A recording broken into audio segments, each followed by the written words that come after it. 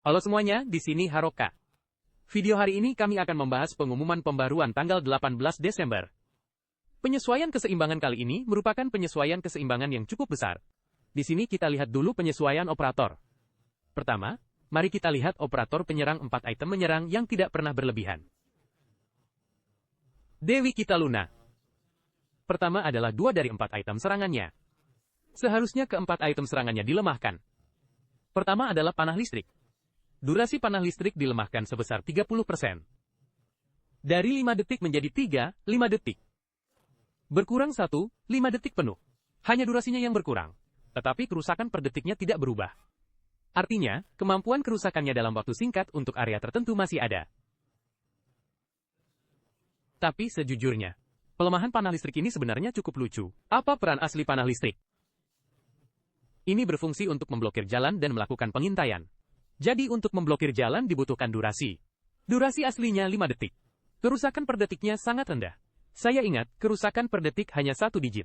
Kemudian perlahan naik menjadi sekitar 10. Intinya, jika Anda terkena panah listrik, Anda hampir mati. Kemudian, pelemahan waktu ini menghilangkan waktu blokir jalan panah listrik. Efisiensi kerusakan juga hilang. Jadi keterampilan panah listrik ini saya rasa sudah hampir tidak berguna. Jika lawan menahan serangan selama 3-5 detik, mereka mungkin hanya kehilangan setengah darah. Kemudian, granat fragmentasi. Pertama, waktu pendinginan bertambah 10 detik.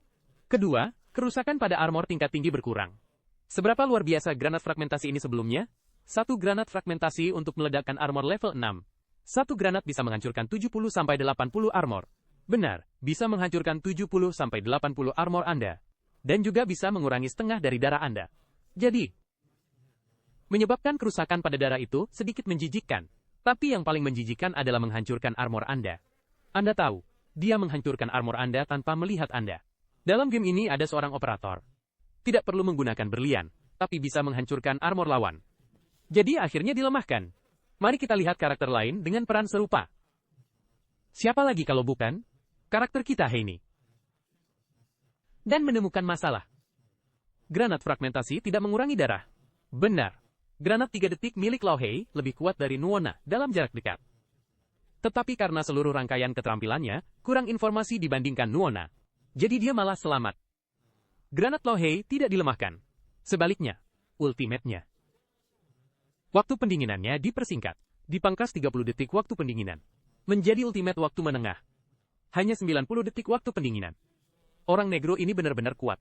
Maka pertempuran di dalam ruangan, apakah orang negro ini akan menjadi kuat? Mari kita lihat lagi. Pertama, adalah singgai bibit kita. Menghapus kerusakan pada armor lawan. Sekarang tidak bisa melawan armor lawan lagi. Hanya kerusakan. Hanya kerusakan. Jadi ini adalah pelemahan yang cukup besar. Lagi pula, sebelumnya 3 laba-laba meledak. Armor lawan bisa langsung berkurang lebih dari 50. 1 armor level 5 langsung berkurang setengahnya. 1 armor level 6 juga berkurang sepertiga. Armor Anda mungkin langsung habis. Benar. Selanjutnya, nilai kesehatan laba-laba kecil berkurang dari 20 menjadi. Sekarang banyak item kerusakan semacam ini. Semua jenis item bisa menghancurkannya. Tapi masalahnya, bukankah kerusakan serangan perisai adalah 20? Mengapa perisai tidak bisa menghancurkan laba-laba kecil? Sangat aneh. Kemudian, waktu buff korosif diperpanjang 3 detik. Dari 5 detik menjadi 8 detik. Sekarang Anda dituntut untuk menggunakan laba-laba kecil bersama dengan orang tersebut. Dia menghapus bagian kerusakan armor asli, bagian kerusakan armor, dan membiarkan Anda menggunakan korosi untuk menghasilkan kerusakan. Sebenarnya total kerusakannya tidak berbeda banyak.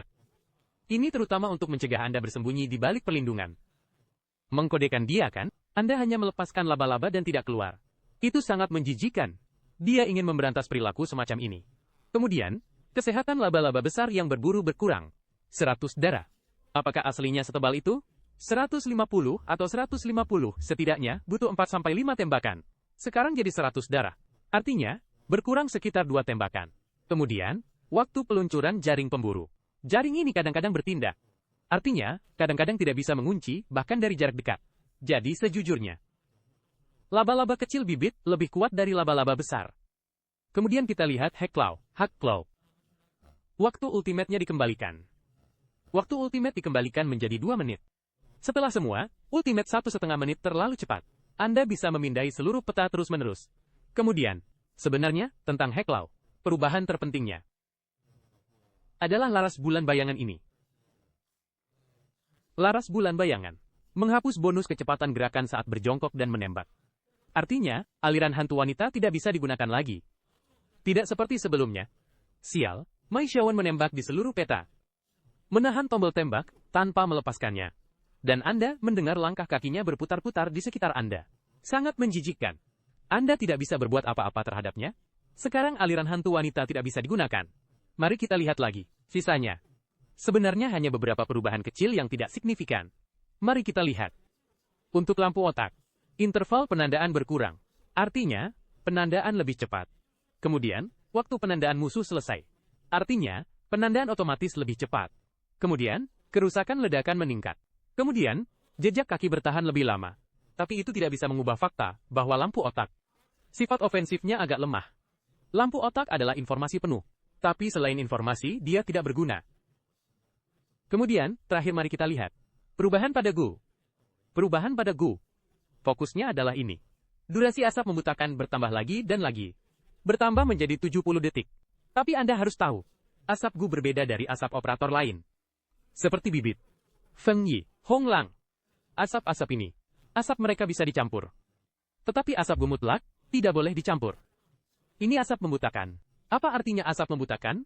Operator lawan yang masuk ke asap membutakan. Saat keluar dari asap, mereka akan mengalami kebutaan tambahan selama 1 detik. Artinya, selama seseorang menambahkan asap, jika Anda berani keluar dari asap, Anda akan mati. Anda kehilangan 1 detik reaksi dibandingkan orang lain. Asap membutakan tidak bisa dicampur. Kemudian, asap membutakan Gu memiliki 2 pengisian daya. 2 pengisian daya. Artinya, di lokasi yang sempit, mereka bisa bergantian menggunakan asap. Mereka bisa menahan posisi selama hampir 30 hingga 40 detik. Untuk tim untuk kembali dalam kondisi prima, bahkan jika lawan kehilangan 1 orang di dalam, Gu memblokir dengan asap membutakan. Anda tidak bisa maju. Dan ketika asap membutakan pertama menghilang, lawan dengan mudah menggunakan 2 item utilitas, lalu memblokir dengan asap membutakan. Anda tidak bisa maju lagi. Pada saat ini, semua orang lawan dihidupkan kembali. Obat sudah diminum. Benar. Jadi, pelemahan ini ditujukan untuk mencegah Gu di pertandingan level tinggi. Di area sempit, dominasi absolut dari 2 asap membutakan. Secara langsung, Anda tidak bisa menggunakan asap membutakan. Anda tidak bisa menggunakannya bersamaan. Jika Anda menggunakannya bersamaan, itu sia-sia. Kemudian, Anda harus menggunakannya satu persatu. Dan setelah menggunakan 2 asap, kemungkinan besar asap di bawah tidak akan bisa berputar kembali. 70 detik. Ini agak berlebihan.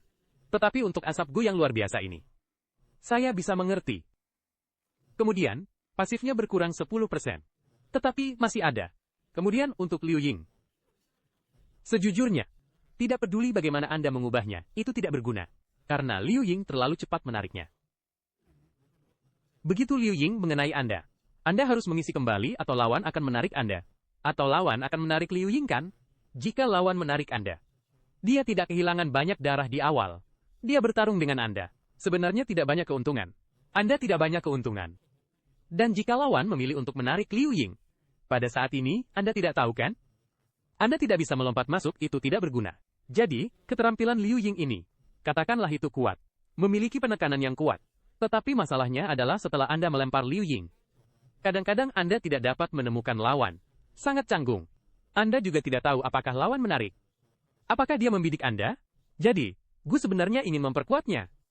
Dia kekurangan informasi. Artinya, Liu Ying mengenai. Mungkin perlu penglihatan singkat. Atau penanda kecil. Atau sesuatu yang bersinar. Liu Ying yang sangat besar. Kelompok badai kan? Menginjak orang lain. Anda dapat dengan mudah menemukan lawan. Atau bersuara lebih keras. Dia kekurangan informasi. Jadi peningkatan ini lebih baik daripada tidak sama sekali. Kemudian Zhang Jie. Ditingkatkan dalam mode terpenting kita. Tidak ada yang perlu dilihat. Acara tidak dilihat. Mari kita lihat penyeimbangan senjata api terakhir. Penyeimbangan senjata api sebenarnya tidak banyak. KC-17 ditingkatkan. MK-47 ditingkatkan. Terutama Laras Duke. Bekerja sama dengan Mei Xiaowen, ini adalah pelemahan. P-90 ditingkatkan. Tetapi P-90 sekarang cukup murah. Sebenarnya masih bisa digunakan, tetapi masalahnya adalah kerusakan per detik dan harga peluru agak mahal. Kerusakan per detik untuk Victor. Victor sekarang punya peluru emas kan? Senjata seperti MP7 tidak bisa mengalahkannya. Kemudian lihat lagi. Kerusakan dasar KC-17 meningkat 1 poin, tapi tidak ada gunanya. Senapan mobil panah es terutama untuk armor.